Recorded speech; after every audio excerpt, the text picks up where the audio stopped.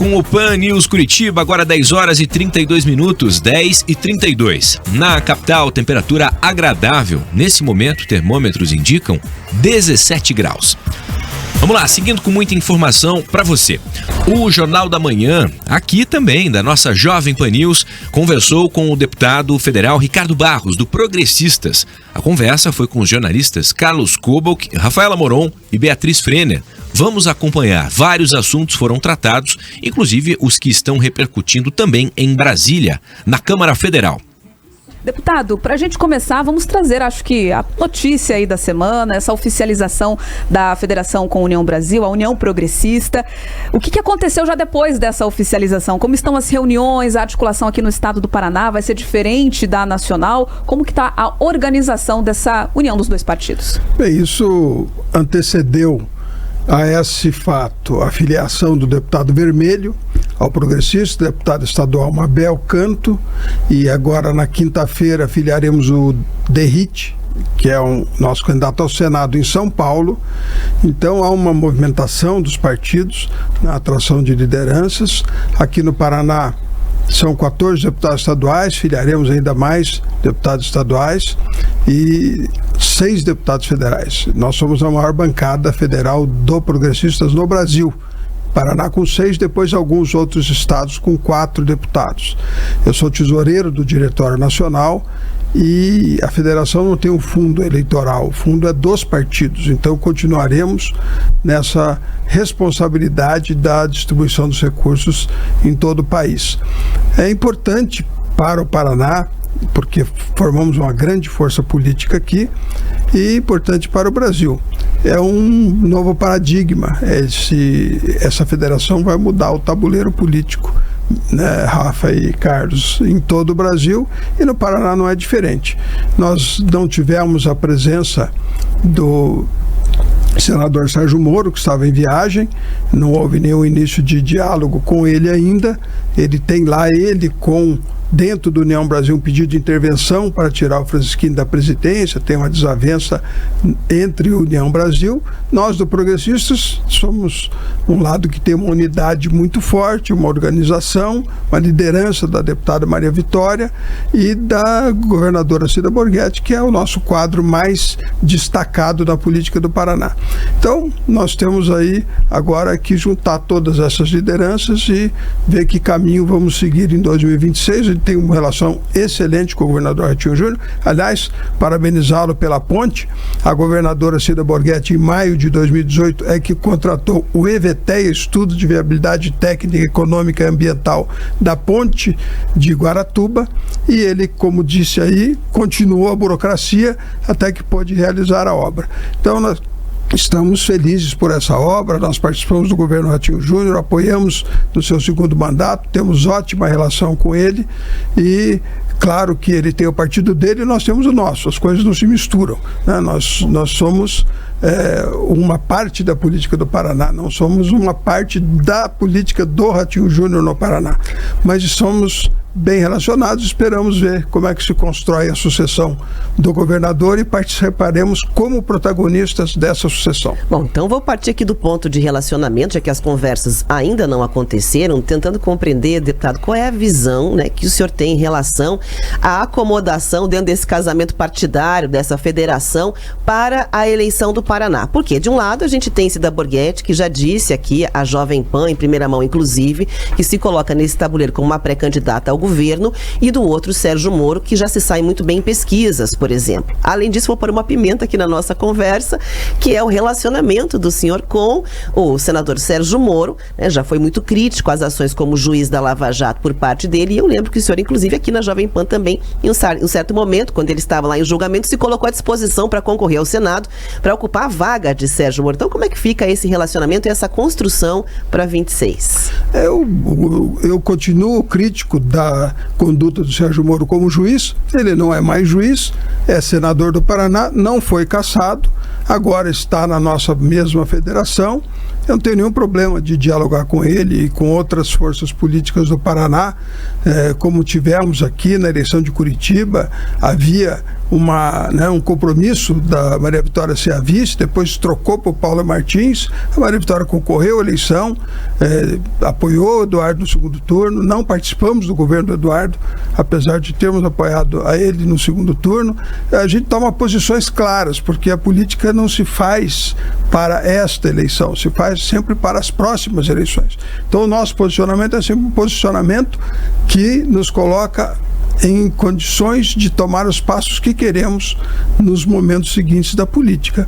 Eu não tenho nenhuma dificuldade de tratar com o senador Sérgio Moro sobre política e nem com o governador Ratinho Júnior.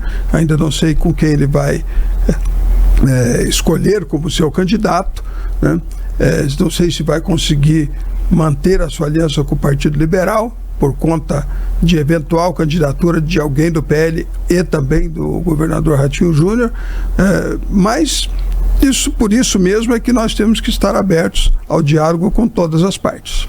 Agora, deputado, nessa federação ficou estabelecido ali que 9 estados ficariam com o PP, 9 com União e 9 ficaria uma gestão compartilhada. O Paraná é um deles. Justamente por não ter ali um protagonismo de um partido só sobre o outro no estado. Como é que vai ficar na prática essa discussão? O senhor senta com o Felipe Francischini do União para decidir o rumo? Até quando vai essa gestão compartilhada? Já tem um cenário, por exemplo, dizer, olha, em janeiro de 2026 nós vamos ter um único presidente, ou ainda não tem definições sobre isso? Não, ainda não temos, porque é uma disputa lá interna dentro do União Brasil sobre a liderança.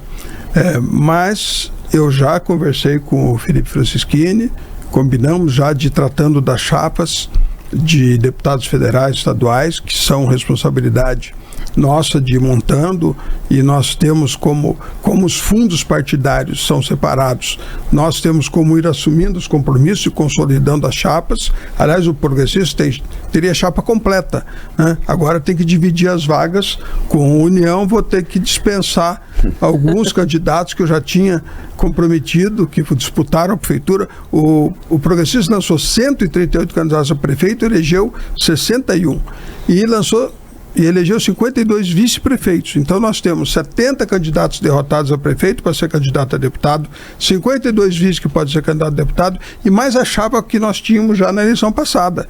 Então nós poderíamos perfeitamente estar concorrendo com chapa pura e com candidatura ao governo, ao Senado. Nós temos nomes para todos. Para os institutos de pesquisa, a deputada Maria Vitória indicou o nome da governadora Cida Borghetti e do deputado Pedro Lupião para o Senado. Cida para o governo, Pedro Lupião para o Senado, porque isso foi decidido na nossa executiva sob consulta. Então, o partido tem quadros, nós não precisamos fazer alianças, mas nós queremos fazer alianças porque ninguém governa sozinho e nós queremos poder participar efetivamente como protagonistas da próxima eleição. E participaremos.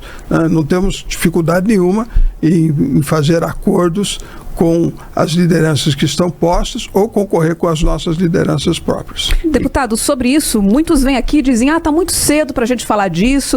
Nós entendemos que até 2026 pode ter muita mudança, né? E você já trouxe aqui essa busca pelo protagonismo. Mas hoje, no cenário atual, a maior intenção é de lançar uma candidatura ao governo do estado do PP, do União Brasil, ou um apoio direto a Ratinho Júnior?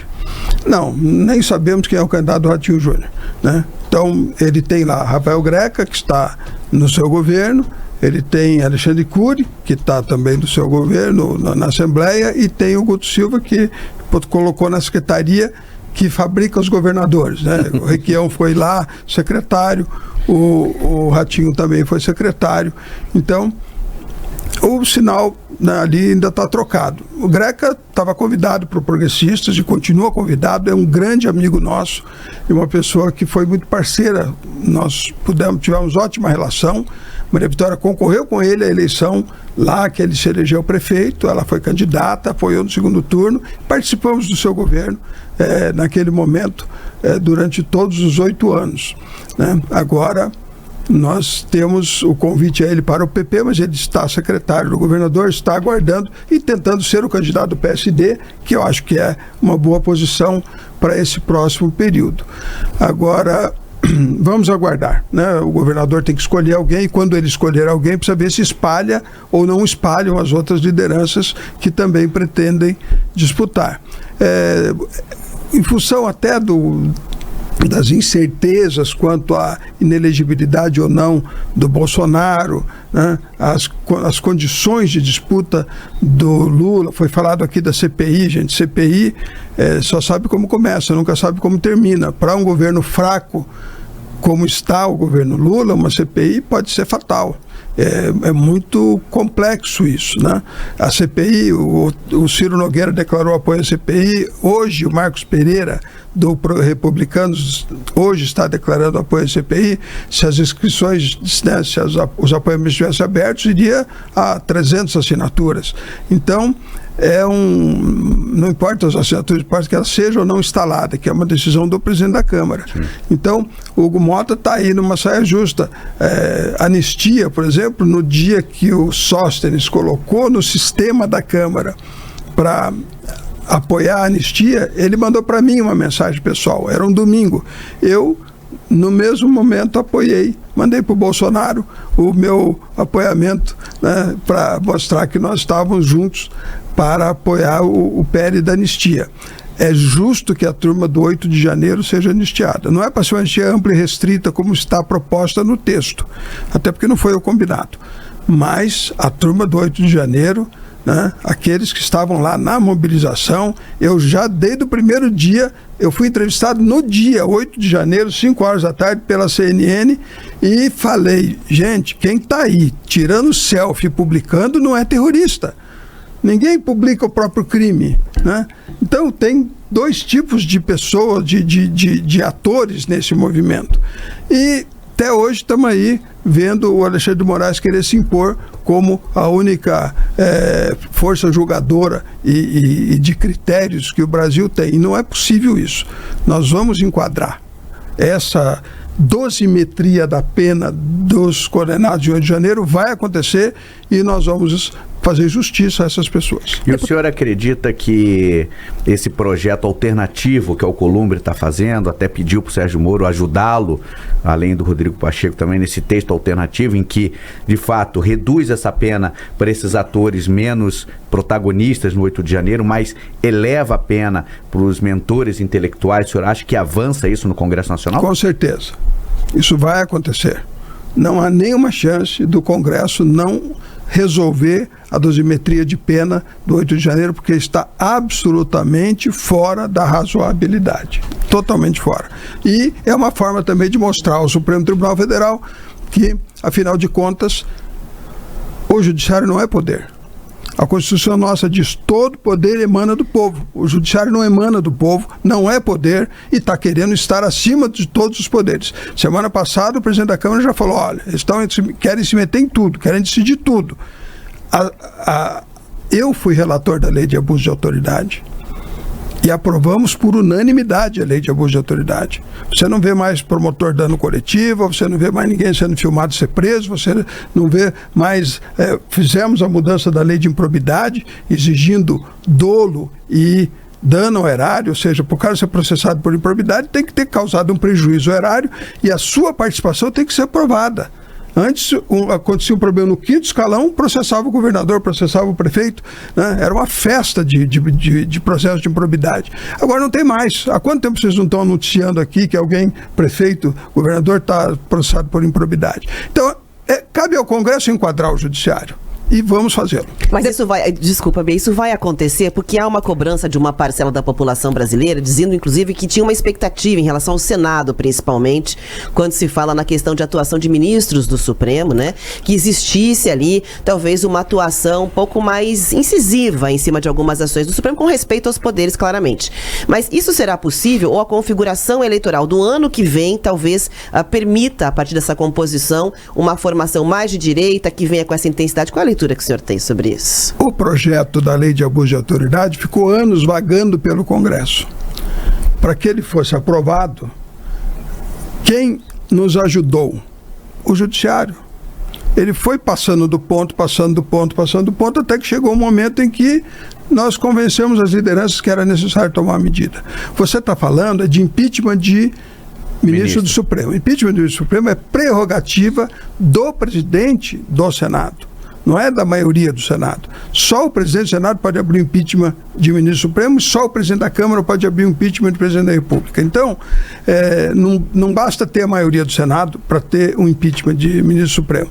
A gente nem quer estressar tanto assim a relação com o judiciário. Mas, ao mudar a decisão do ministro Alexandre sobre a dosimetria das penas que foram dadas em Rio de Janeiro, fazer o Supremo recuar ao seu lugar, nós já estamos dando um sinal de que as coisas precisam ser ajustadas. E se o Supremo insistir em continuar passando do ponto, ele criará o clima necessário para tomar uma aprovação de uma medida mais efetiva de equilíbrio e harmonia entre os poderes, que é o que diz a Constituição. 3 poderes harmônicos entre si, trabalhando a favor do Brasil e de forma independente. O Supremo quer se meter em tudo ele quer ter a última palavra. Está errado, ele tem que ter a humildade de, quando recebe uma ação do PSOL discutindo uma decisão da Câmara, ele fala, isso é prerrogativa do Legislativo, arquive-se, resolvam lá vocês, né? A Dilma queria nomear o Lula ministro, isso é prerrogativa do Executivo, resolva lá vocês. Eles não têm que se meter em tudo, porque não foram chamados para isso. Não é esse o seu papel na Constituição. Deputado Ricardo Barros, ao vivo com a gente aqui no Jornal da Manhã Paraná. Nós vamos fazer uma pausa rápida na FM, mas vamos continuar com essa conversa lá no canal do YouTube, no Jovem Pan Grupo RIC, onde a gente não para. Jornal da Manhã Paraná.